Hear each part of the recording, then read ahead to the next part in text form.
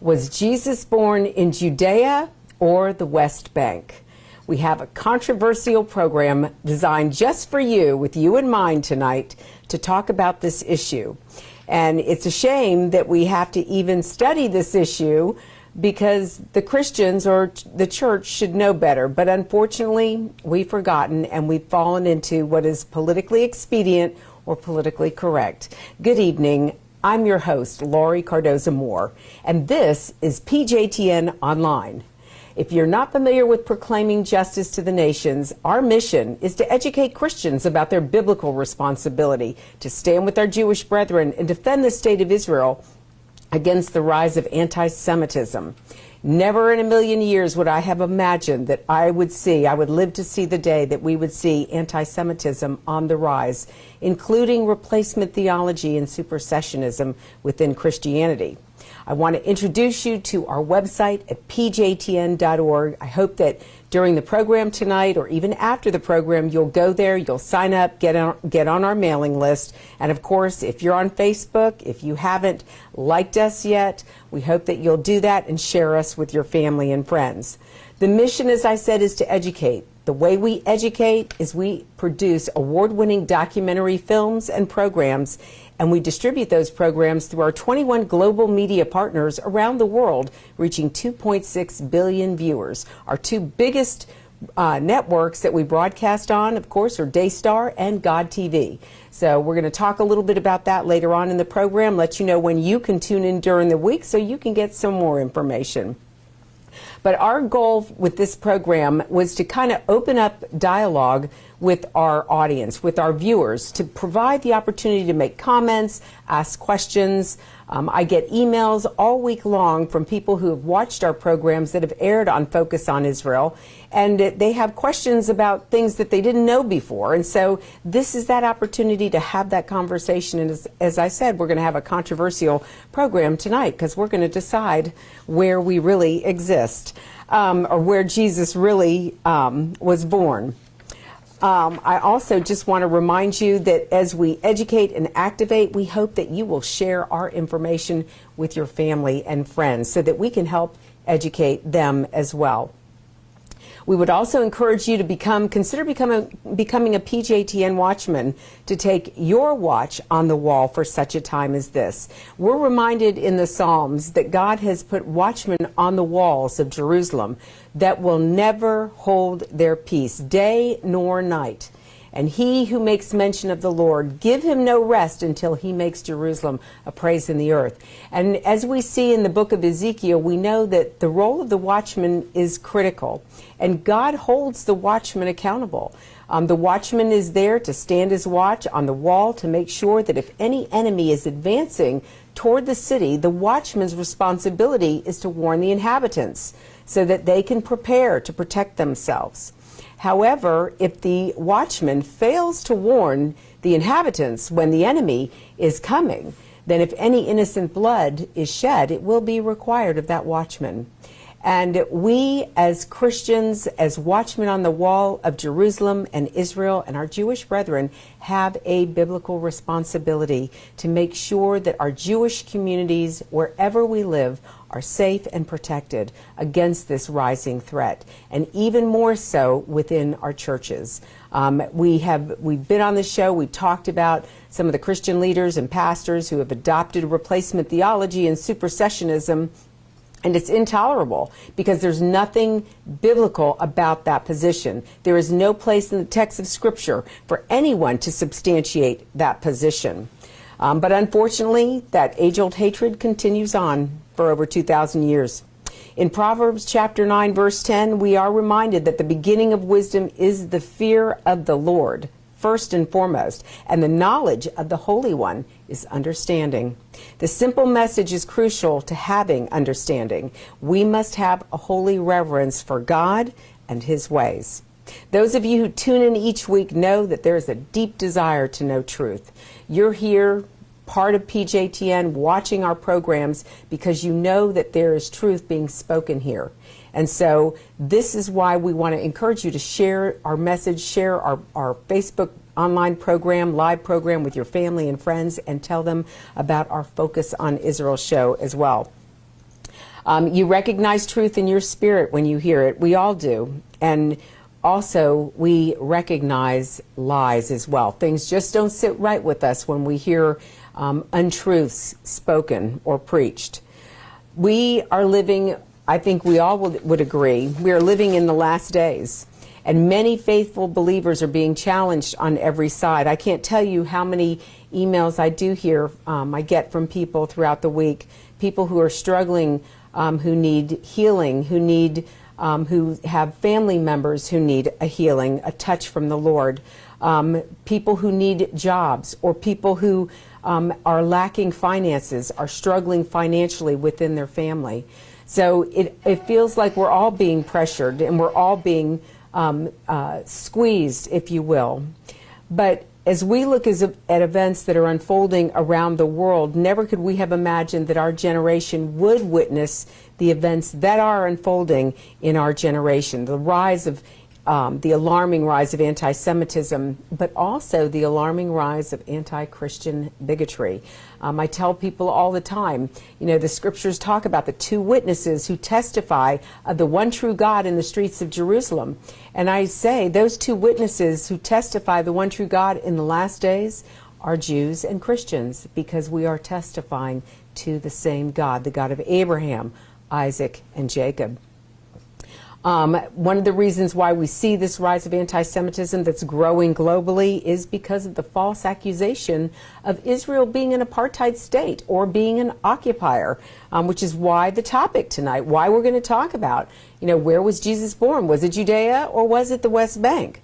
That, you know, the notion that Israel is an occupying force among Christians and pastors and priests who actually teach this, even in Bethlehem, even in Jerusalem, there are religious leaders, mainline denominations, who have adopted this false narrative, falsely accusing the Jews of occupying land that belongs to the Palestinians. We're going to talk about where the Palestinians, where the Arabs or the Palestinian descendants, the Arabs, actually were given land. The descendants of Ishmael were given land, but it wasn't the land of Canaan. Canaan was given to the 12 tribes of Israel. So we'll talk a little bit about that later on in the program as well. Obviously, this is a type of propaganda that further fuels the anti-Semitic BDS movement against Israel. And it was the impetus behind the recent decision by Airbnb to boycott Jewish owners of lodging in Judea and Samaria, or what the world calls the West Bank. And if you're not familiar with the BDS movement, I would like to, and you would like more information about this movement, I want to encourage you to go to our website, and we've got information there where you can sign up and get involved on the local level. We also have a documentary, Boycott This. It is a DVD, award-winning documentary film that I want to encourage you to go to our website at pjtn.org. You can go to the store page. There's a lot of great documentary films there and television shows that you can order and purchase, share as educational tools in your church, in your synagogue, at home, in your Bible study group. But they're great resources, great tools to watch and then have a discussion about the biblical texts that you're going to find in each one of those programs. But Boycott This, as I said, is an award-winning documentary film. It was produced with a Christian audience in mind, but it's humorous, it's satirical. Brad Stein, who is the Christian comedian who goes on his first trip to Israel and goes to learn about what really is going on in the land. He goes and we travel throughout the nation state, and we interview Arabs, both Muslim and Christian and Jews, to find out, in search of, is Israel an apartheid state? Are they treating the Arabs differently than the Jews are treated?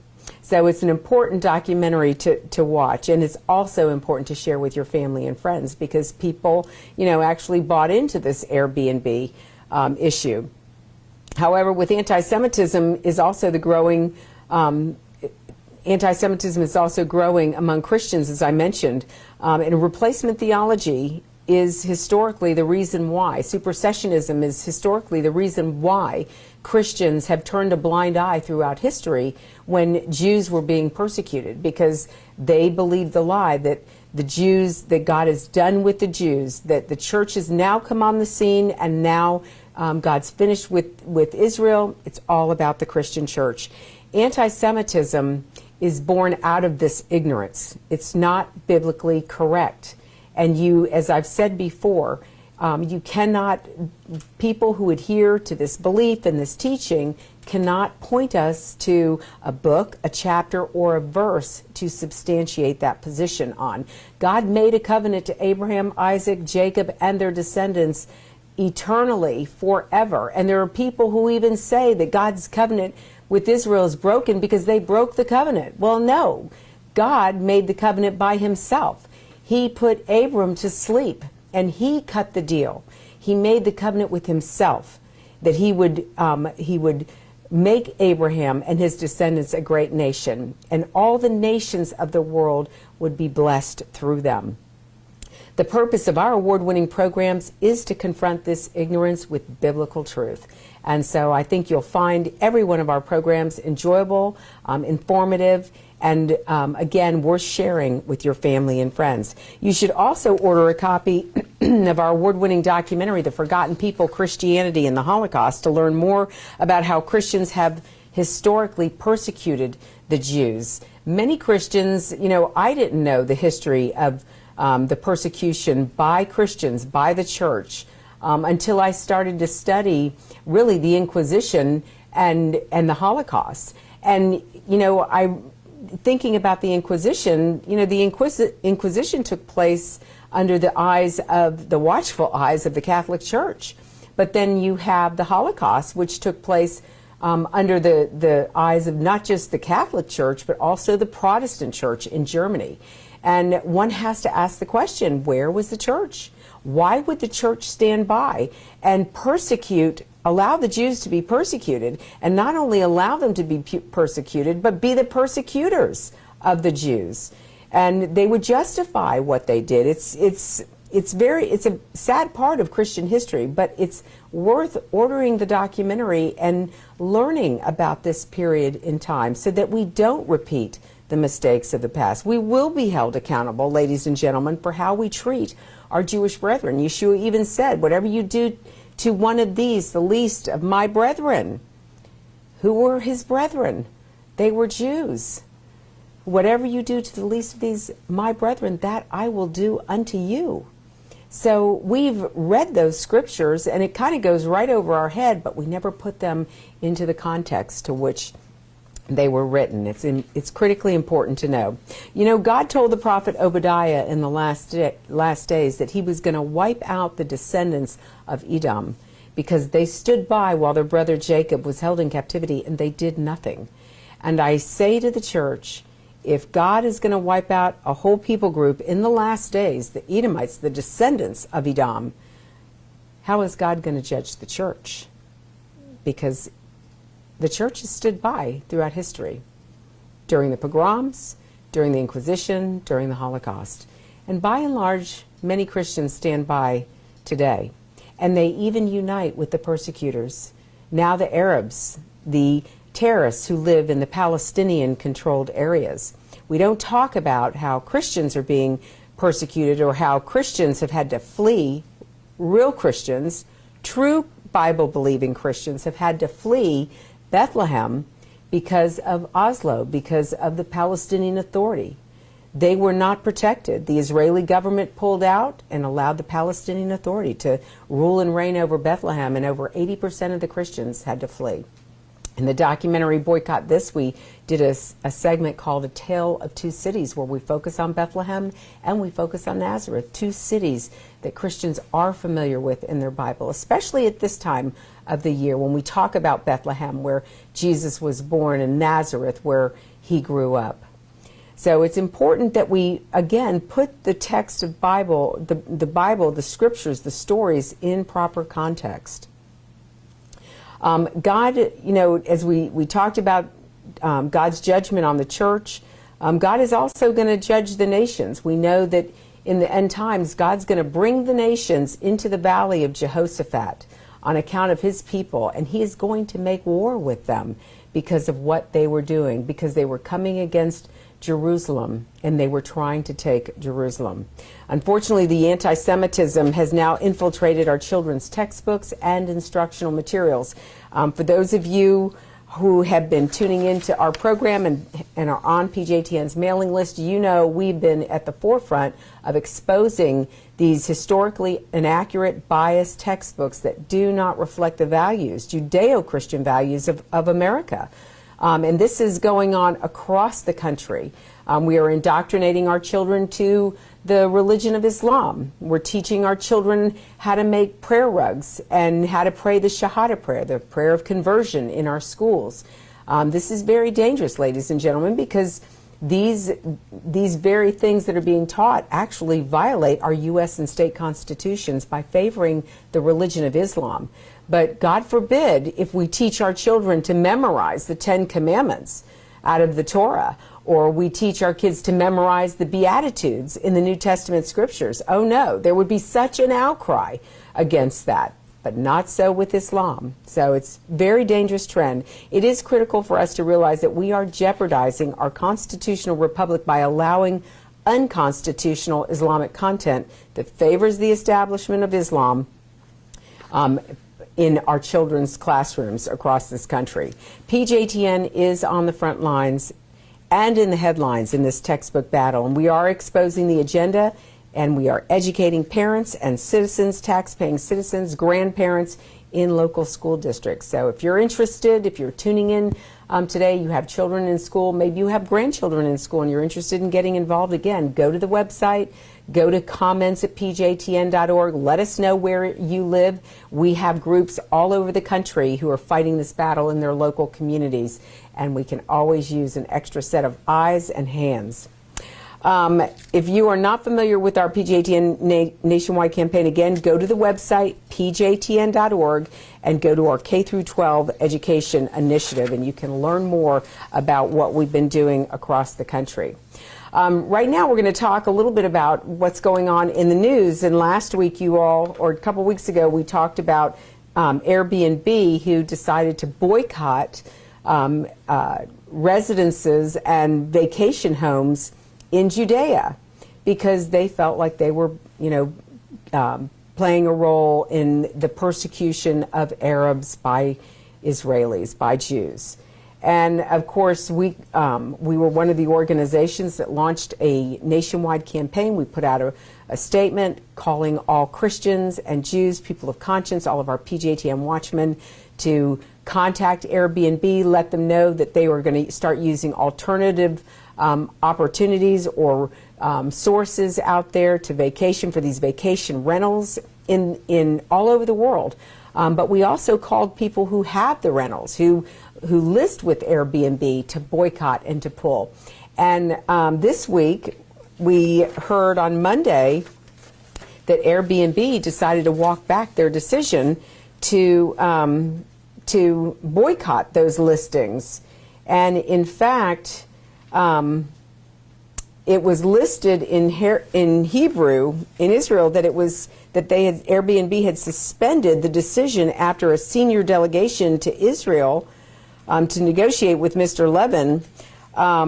They had decided that the Israel Strategic Affairs Minister contacted the governors of New York, California, Illinois, Missouri, and Florida to urge them to speak out and take any other relevant steps, including in relation to commercial listings with Airbnb.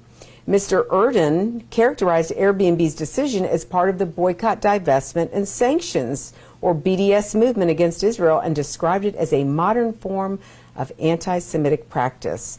The home rentals company denied this, insisting it does not support boycotts of Israel or Israeli companies, and pointing out it still operates in Israel itself. Airbnb said it delisted the West Bank properties after deciding that they are at the core of the dispute between Israelis and Palestinians. Ladies and gentlemen, it is an anti-Semitic movement. It was started in Durban in 2005 by Omar Barghouti. He's made numerous comments. In fact, he's made numerous comments basically saying that there cannot be a two-state solution. There's only going to be one solution, and that's Arabs. It's Palestinians living side by side, no Jews. This is what these people who are pushing this movement, the boycott, divestment, and sanctions movement, are pushing for. When we went to Israel to film the Boycott This documentary, we spoke to Arabs, we spoke to Muslims and Christians, and the narrative that they were communicating is not the same narrative. In fact, invariably, what we found out through the interviews was that Arab parents want to be able to earn a living, they want to be able to raise their children, educate them.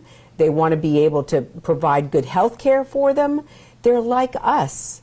And they were not communicating the same narrative that the people, the proponents of the whole BDS movement, are communicating.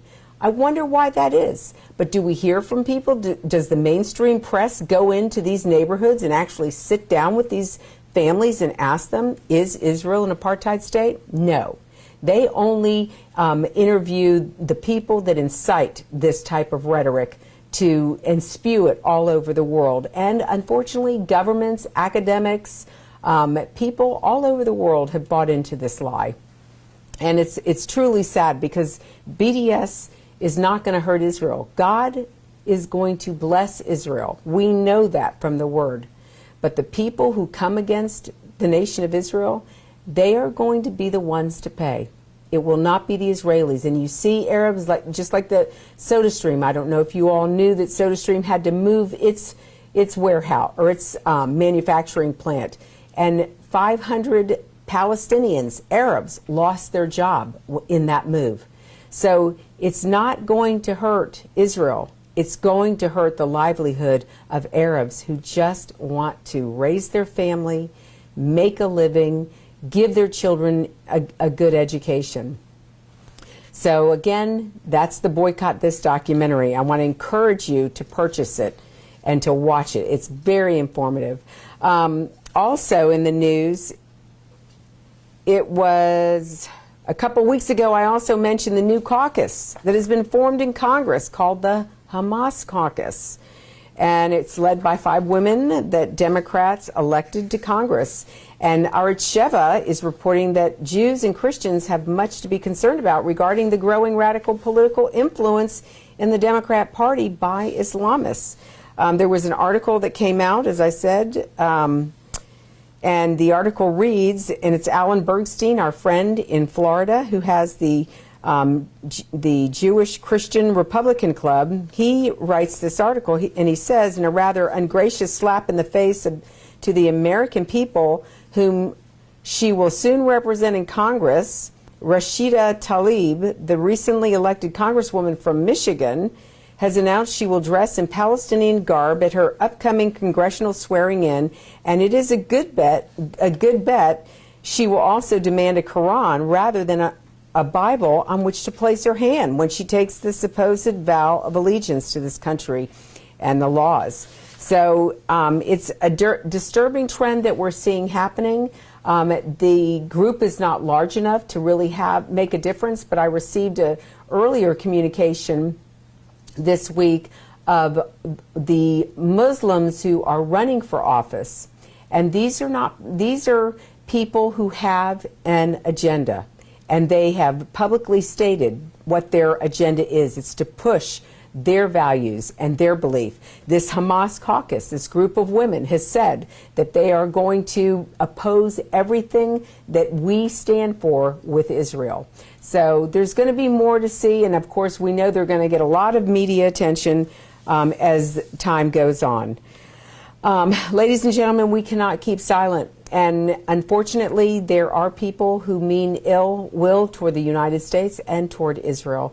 And we are 2 pillars of the example of freedom of the West around the world. And unfortunately, there are people who want to destroy that. Your continued partnership and financial support will go a long way to help make our biblical mandate possible. It is because of your prayers and that support that enables PJTN to make a difference globally. Again, as I said earlier, we're broadcasting our programs to 2.6 billion viewers in 200 nations around the globe. And so we need your partnership. We need your financial support. Just to do that is $250,000 a year. That's a huge commitment for us, but we do it by faith because we believe that there are people in the audience, just like yourselves, who are going to say, I want to get behind that. I want to stand with PJTN, and I want to provide the funding so we can keep bringing truth, biblical truth, to all of these issues, to Christians, Jews, and all people of conscience around the world. We are on the front lines at PJTN, and it does come at a cost, a very high cost. I'm personally inviting you to join me in this battle. Join me on the front lines by making a financial commitment. We have a campaign going on right now. At the end of the year, we're asking people to join with us, to partner with us, to financially support us in this effort on television so that we can continue to reach Christians. It really doesn't cost much to be able to do every day, considering the number of people that we're reaching around the world. With the holidays fast approaching next week, Christians around the world are preparing to celebrate the birth of Jesus next week. Many pastors, priests, and Christian leaders will be preaching from the pulpits about that miraculous birth and the events surrounding it. But first, before we get into our Bible study this week in the book of Luke, we're going to watch a short video about another way that you can show your support for PJTN. This month marks the 70th anniversary of the historic Declaration of the State of Israel. God's sovereign hand can be seen all over this land. Included in the celebrations is the opening of the American Embassy right here in Jerusalem. In honor of this celebration, PJTN is offering a special 70th anniversary package, which includes a captivating new book and an award-winning DVD. Israel Rising is a unique visual story of Israel's miraculous journey from unforgiving desert to thriving nation. Thousands of years ago, the prophet Ezekiel foretold a future time in which the arid land of Israel would come alive for its people. Now this breathtaking book documents the fulfillment of this vision, as rarely seen photographs from the 1880s to the 1940s are juxtaposed with recent photos of the same locations. This book will inspire and captivate you as it illuminates Israel's foretold awakening in a new and unforgettable way. In addition, you'll receive the award-winning documentary, Israel Indivisible: The Case for the Ancient Homeland. This inspiring film examines the many political twists and turns that make Israel the world's most controversial nation. From Abraham and the Promise to the issues facing the Jewish state today, the film examines the historical, archaeological, legal, and biblical foundations for the modern state of Israel. This is a limited time offer for these two remarkable resources for just a one-time gift of $70 today. Your generous donation will help ensure that PJTN stays on the front lines and in the headlines of all the important issues facing Israel and our Jewish brethren. So please go to pjtn.org today. Welcome back. As I mentioned earlier tonight, we are going to look at the Bible, both the Old and New Testaments, and to expose the false narrative that Israel and the Jews are occupying Palestinian land. And so we're going to start, if you have your Bibles, if you'll turn to the book of Luke and chapter 1. That's where we're going to start, in verse 5. Luke chapter 1, verse 5. And you know, ladies and gentlemen, when I first started getting involved in the whole watching what was being communicated about Israel and them being occupiers and apartheiders, and I started, as I began to read the Bible, I began to see the words like Judea just leap off the page for me. And I thought, well, here it is right here. Why is there a problem? So I thought, okay, well, that's the secular world. They don't get it. And then as time went on, I started hearing Christians communicate the same narrative. And I would say, when they talk about, you know, Israel being an occupying force in the West Bank. And I said, what? The West Bank? Where is that in our Bible? Actually, there is a name for it. It's called Judea. So let's look at Luke chapter 1, verse 5. And this is There was in the days of Herod, the king of Judea, a certain priest named Zacharias of the division of Abijah. So here we are. This is the announcement to Zacharias by the angel of John the Baptist's birth. And he's talking about Herod. And for those of you who may not know, Herod was actually a Jew. His great-grandparent or his grandparents were Edomites, and they converted to Judaism. So Herod was actually a Jew. So he was ruling in the temple in Judea, not the West Bank, ladies and gentlemen. There's another scripture I want to turn to. Let's look at Luke chapter 2 and verse 4. Luke 2 verse 4. And it says here, Joseph also went up from Galilee out of the city of Nazareth. Remember, we talked earlier about Nazareth and Bethlehem.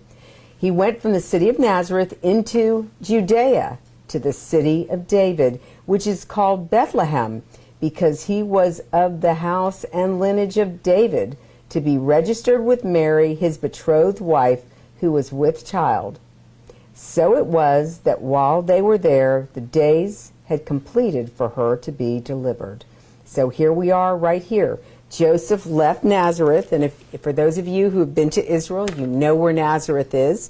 It's up there in the region of the Galilee. They had to make that trek from Nazareth and on a donkey, on probably stone roads, dirt roads, all the way down to Bethlehem, to Judea, to register. And then let's turn to, let's look at Micah next. Turn to the prophet Micah, chapter 5, verse 2. And this is the prophecy of Micah of the coming Messiah. And he says in verse 2, But you, Bethlehem Ephratah, though you are little among the thousands of Judah, yet out of you shall come forth to me the one to be ruler in Israel, whose goings forth are from of old, from everlasting. So here is another prophecy. Here's Micah talking about the Messiah who will come from Bethlehem, which is in Judah, because remember, Judah, Hebron, Jerusalem, that was all part of the territory, the geography, the territory of the tribe of Judah. Remember when the 12 tribes came and crossed the Jordan under Joshua, and Joshua over the years helped him conquer, or helped them, all the tribes, conquer their territory in that region, in that area called Canaan. And of course, Judah is where Judea is. It's not the West Bank, ladies and gentlemen. Let's go back to the book of Luke and back to chapter 1, and let's read verse 33 and see what we have here. So, and he will reign, this is talking about the Messiah, Jesus, and he will reign over the house of Jacob forever, and of his kingdom there will be no end. You know, what I find interesting about this is many Christian leaders in our generation have turned to the teachings of replacement theology and supersessionism, saying that God is done with Israel. However, in Luke 1:33, like we just read, Luke recounts the story of the angel Gabriel who visited Mary, or Miriam, which would have been her Hebrew name, to inform her that she will bear a son and he will reign over the church? No, ladies and gentlemen, that's not what it says. He will reign over the house of Jacob. And what's the other name of Jacob? We know that Jacob's name was changed to Israel. He will reign over the house of Jacob forever. And it makes the case for when Paul was talking about the Christians who embraced Yeshua as Messiah, or Jesus as the Messiah. They were grafted into the commonwealth of Israel. And that's what's being talked about right here in Luke 1:33, the house of Jacob or the house of Israel. And that's where the Gentiles were grafted into. We've been mistaken. We think we've been taught all these years that he's going to rule over the church. No, he's ruling over the house of Jacob forever, the house of Israel forever. There's another scripture I want to look at in Luke 2. Let's turn to Luke chapter 2. Because, you know, I have these conversations, and I just got an email from somebody who said, who would ask the silly question, was Jesus Jewish or was he a Christian? And unfortunately, you would be surprised, ladies and gentlemen, about how many Christians think that Jesus was a Christian. They don't know, they don't tie him, they don't connect him to his Jewish faith. They don't connect him to Israel. They don't connect him back to the prophets and what was foretold to come. A Messiah would come out of the line of David. And so when we look at Luke chapter 2, verse 21, we see, and when 8 days, and this is Jesus, this is Yeshua's circumcision, because in the Torah, boys are to be circumcised on the 8th day, and that's when they get their Hebrew name.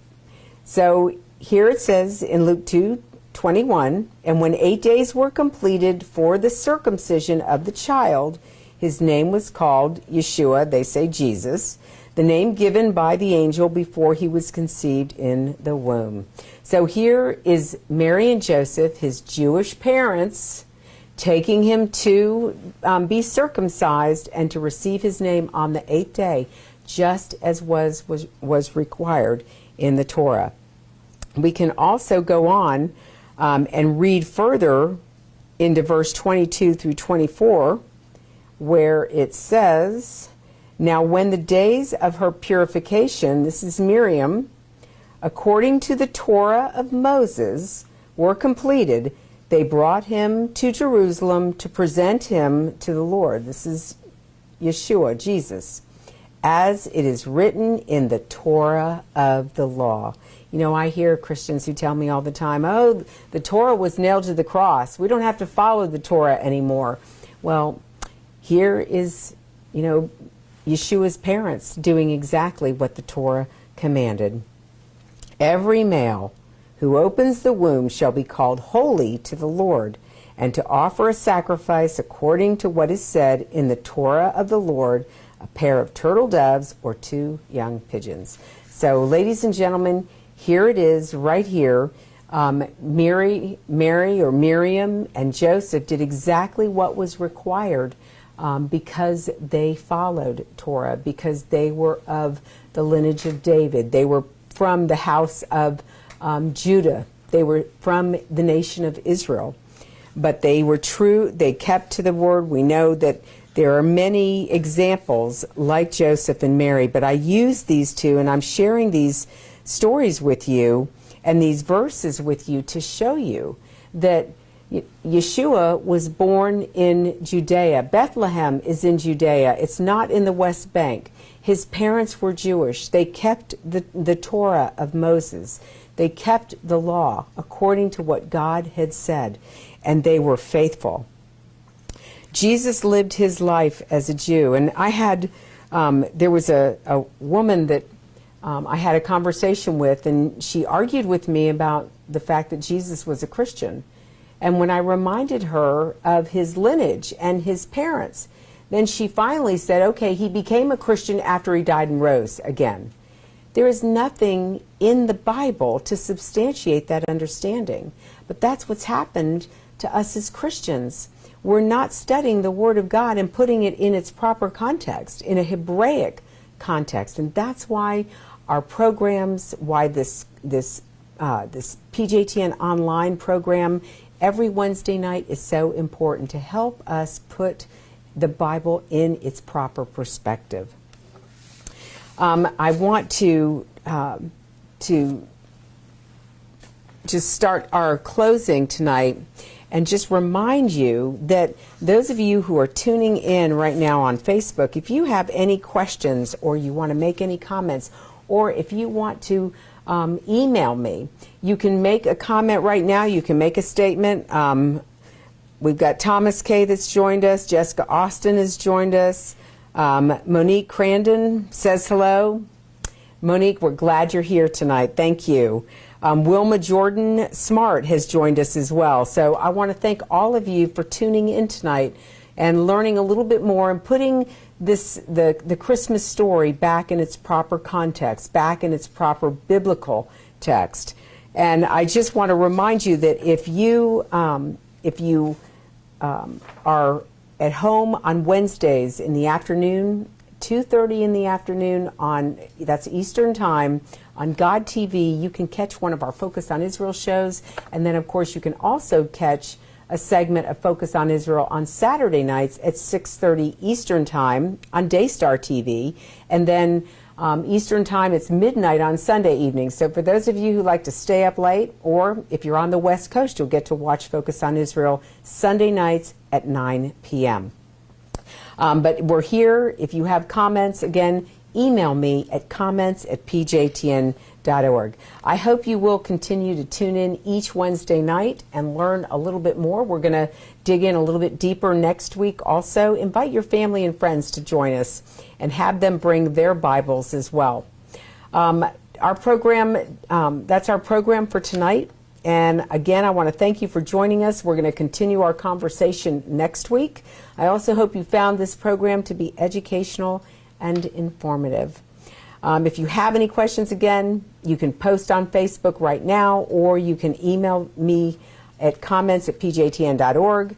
Again, go to the website. That is a resource there to help you learn more. We've got a PJTN TV page on YouTube. We've got all of our videos listed there. I hope that you'll go there, that you'll sign up, become a subscriber to our YouTube channel, and that you will share and like our programs and share them with your network on social media as well.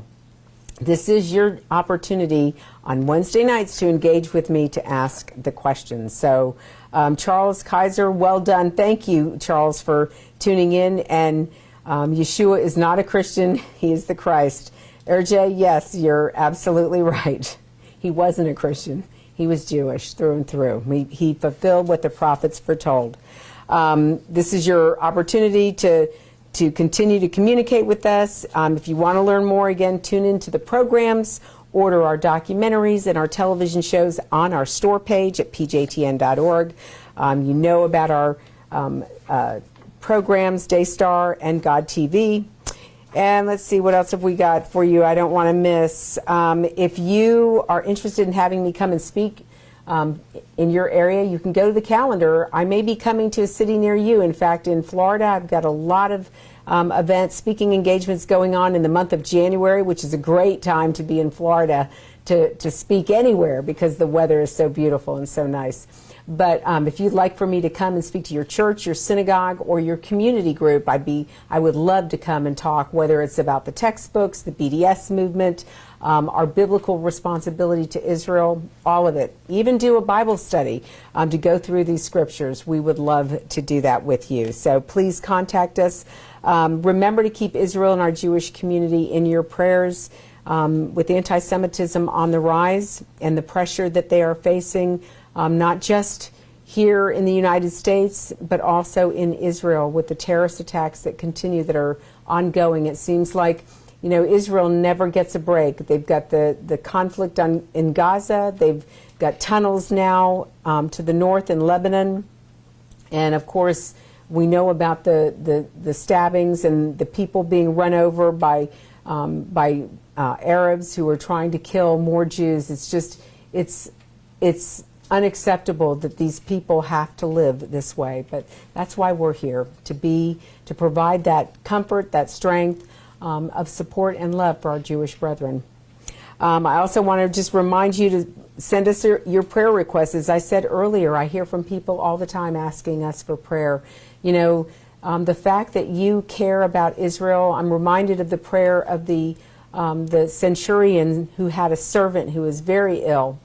And the centurion went to the rabbis, and the rabbis went to Yeshua and told Yeshua that he needed to go and heal the centurion's servant.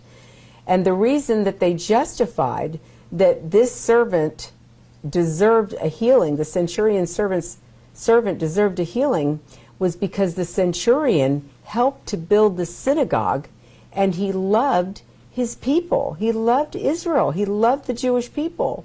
And that, in their mind, justified why Yeshua should go and heal this servant.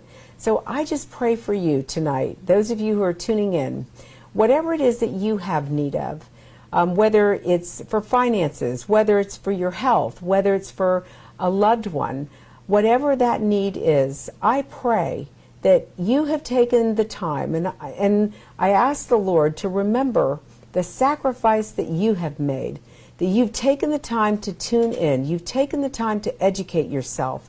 You too are worthy of having your prayer answered. And God wants to deliver you. He wants to provide whatever it is that you have need of right now. He wants to give that to you. You deserve it. And, you know, we're reminded in Genesis 12:3, God said, I will bless those who bless you, Israel, and I will curse him who curses you.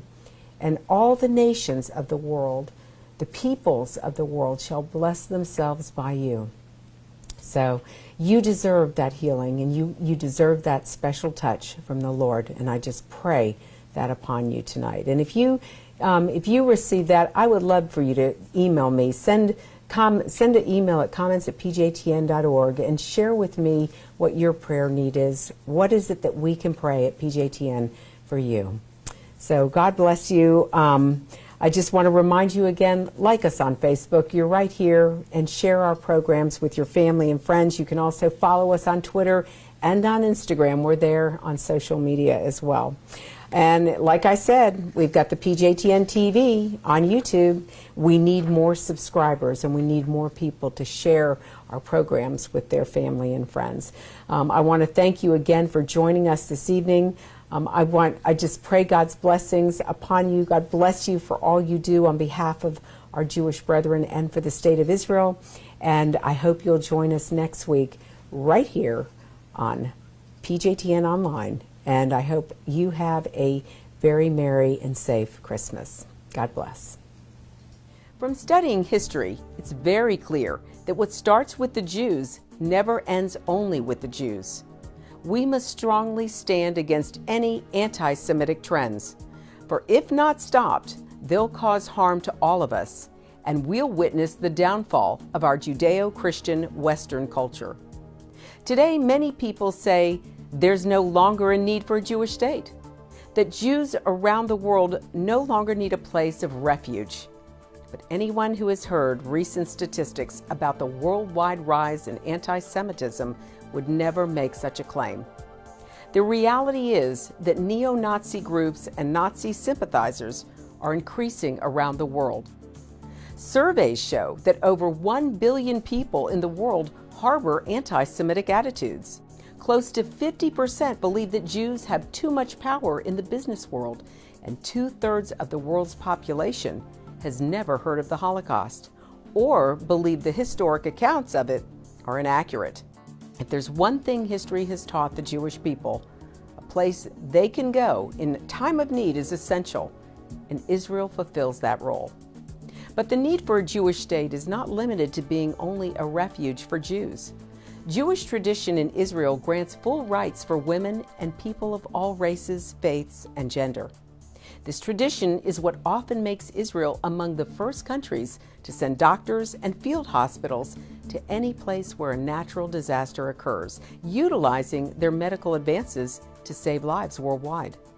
Muslims, Christians, and people of every faith, or those of no faith, have the freedom to worship or not worship as they choose. For Muslims, the Jewish state goes out of its way to provide this freedom. For example, every Israeli university gives students the option of deferring their exams during the month of Ramadan. The Knesset calls off all sessions at sunset during Ramadan to ensure that Muslim Knesset members can break their fasts with the traditional iftar dinner. In an open and democratic manner, opportunities for education, advancement, and careers exist for all citizens in the Jewish state. Sadly, such rights and opportunities do not exist in any of the Muslim Arab states. For example, in neighboring Jordan, Jews cannot become citizens. And in Saudi Arabia, no non-Muslim can become a citizen. Saying that Israel must cease to exist as a Jewish state while accepting that other countries define themselves as Muslim is pure hypocrisy. In most of these countries, no rights exist for non-Muslims, women, and the LGBT community. Don't let yourself be manipulated by evil people with a wicked agenda. When the self-serving villains are in control, good people from all religions suffer. Muslims, Christians, and all people of conscience should stand proudly and show respect for a country that gives so much to the world in so many ways. Do your part, do your research, and do what you can to make a difference. Because what happens in Israel does affect us all. This is not just a Jewish or just an Israeli problem. This is a problem for all humanity, for each and every one of us who believe in freedom and human rights. Learn more about what you can do at pjtn.org. To support this program, send your tax-deductible gift to Proclaiming Justice to the Nations, P.O. Box 682711, Franklin, Tennessee 37068.